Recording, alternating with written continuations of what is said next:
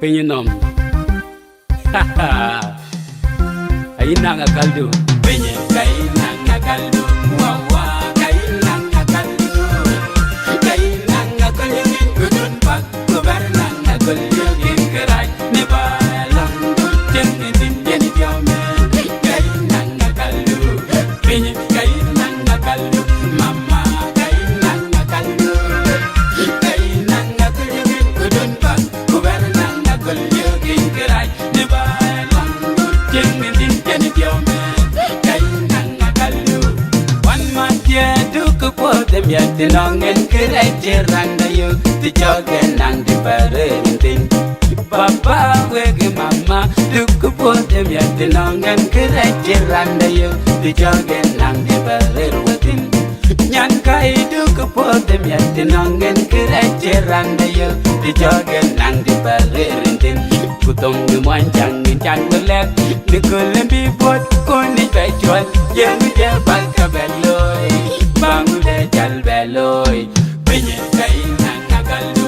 Wawa kaina ngakalu. Kaina ngakalu. Gudun pak kubarna ngakalu. Kerai ni balang kucing din jeni jome. Kaina ngakalu. Penye kaina ngakalu. Mama kaina ngakalu. Kaina ngakalu. Gudun pak kubarna ngakalu. Kerai ni balang kucing din jeni jome. Kaina ngakalu. Naya kerai yenja yo keyi dugi dawa babula chalwe. Dudi puku palratpin kudun pat katakwer. Kunaya kepat yenja yo keyi dugi pomit ragba nomar. Nang nyali jari dinye piandi gobi kerai dayi bebwa. Naya kerai yenja yo keyi dugi dawa babula chalwe. Dudi puku palratpin kudun pat katakwer. Kunaya kepat yenja yo keyi dugi pomit ragba nomar. Nang nyali jari dinye piandi gobi kerai dayi bebwa. Penye kaina ngakalu. Wawa kaina ngakalu. Kaina ngakalu. Gudun pak kubarna ngakalu. Kerai ni balang kucing din jeni jome. Kaina ngakalu. Penye kaina ngakalu. Mama kaina ngakalu. Kaina ngakalu. Gudun pak kubarna ngakalu. Kerai ni balang kucing din jeni jome. Kaina ngakalu.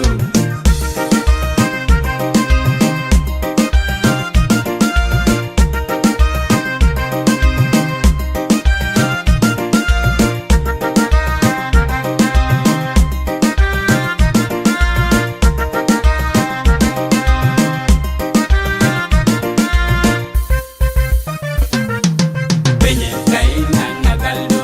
Wawa kaina ngakalu. Kaina ngakalu. Gudun pak kubarna ngakalu. Kerai ni balang kucing din jeni jome. Kaina ngakalu. Penye kaina ngakalu.